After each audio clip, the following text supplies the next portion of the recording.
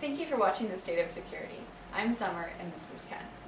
So 7 restaurants are suing a product and implementation vendor, 2 different vendors. One that sold them a product and the other one who implemented it. And basically it comes down to neither one were PCI compliant, neither vendor. So the argument is that they should be held responsible because they said, we're PCI compliant, we're putting this stuff in for you. Do you think that the restaurants should win? Right. So, I mean, obviously in this regard, the restaurants are at fault. You know, I could say I'm on a lot of different things also, but the fact of the matter is PCI and Visa actually have a website you can go to for approved service providers. And so the point of sale system absolutely should have been on there. The company knows that as QSAs, we know to check that list. In addition to implementation companies, they can't be PCI compliant. They can only implement per the compliance standard. The restaurants still have to sign off on either the SAQ or have a QSA sign off on the ROC, depending on how big the restaurants are. So this is a good example. The restaurant's not doing their due diligence and trying to push down the fact that they just didn't spend enough time, money, or get the right people in the door to do what they needed to get done. So you don't think that either vendor should be held responsible at all? No, personally, I think if you're going to say that they have to be PCI compliant, no, I don't think they have to be. I mean, in essence, I could come in and do whatever I want. If I want to go cheap end solution and I get breached, it's my fault.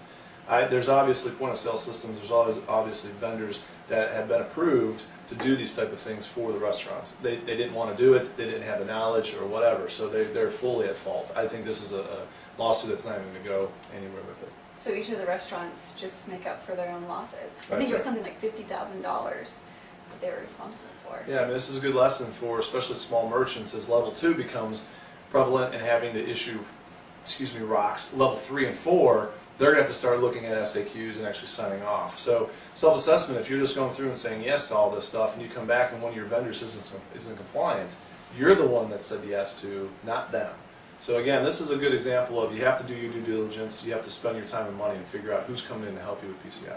So really it's just as easy as going on PCI's website and it has a list? Yep, and we'll have that provided on the website also. You can go out there, and before you have any vendors come in, you should check the service provider list. Any products you implement should be on the list also. And it's by version, so if it's 1.0 and they're implementing 1.5, 1.5 has to be recertified. So again, take a look at the not only the products you're implementing, the version and the code releases that they're using. Great. Well, OWASP has released their top 10 for 2010. Okay. So kind of the basic difference with this is that they're doing a risk approach instead of a vulnerability approach. Right. So kind of first off, what is the difference between a risk and a vulnerability? Right. So in the past, OWASP is focused on what the vulnerability is.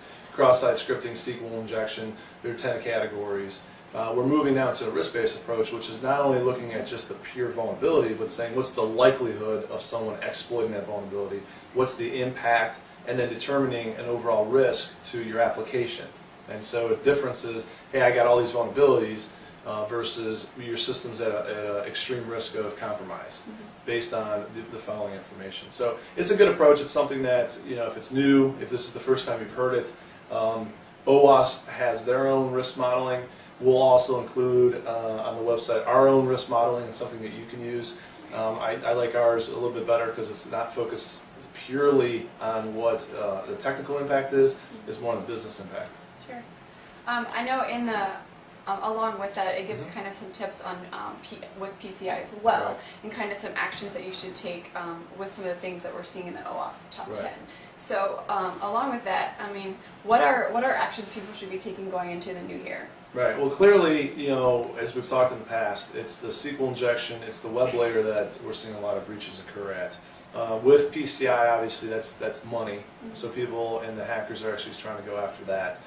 From what we see for 2010 is application firewalls and absolutely getting your SDLC to have some security embedded in that. And whether that's code reviews, whether that's penetration testing, ethical hacking, web application security reviews to test the applications to make sure they are secure.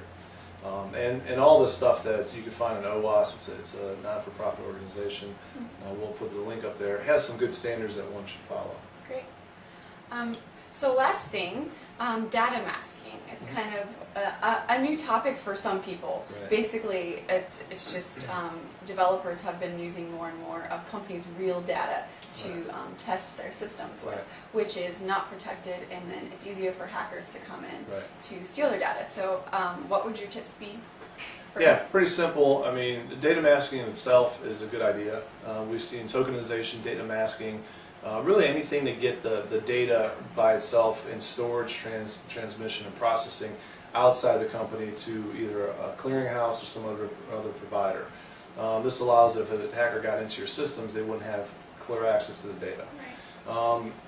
In regards to your question with the test systems and whatnot, I mean, this is going back before I was even born. I mean, you shouldn't use test data with live data. I mean, it just never works well. So even in cardholder data, you can actually go download from PCI, the consoles, sample credit card data that's legit that you can actually flow through your systems. So you should always be using test data. If we break into a system or we try to get into a company, first thing we're going to go after are the test systems. Developers don't secure them. They're not looked at from the company, and if they have live data, that's where your biggest point of exposure is going to be. Right. Whose responsibility would you say it is to make sure the developers are using test data and not real data? Personally, I think the security group and then the audit group needs to check it to make sure that's happening. Segregation of duty, making sure that it goes from QA to staging to production. Having that tiered approach in development is going to really rectify some of this. Great. All right. Okay. Well, thank you, Yeah. and thank you guys for watching.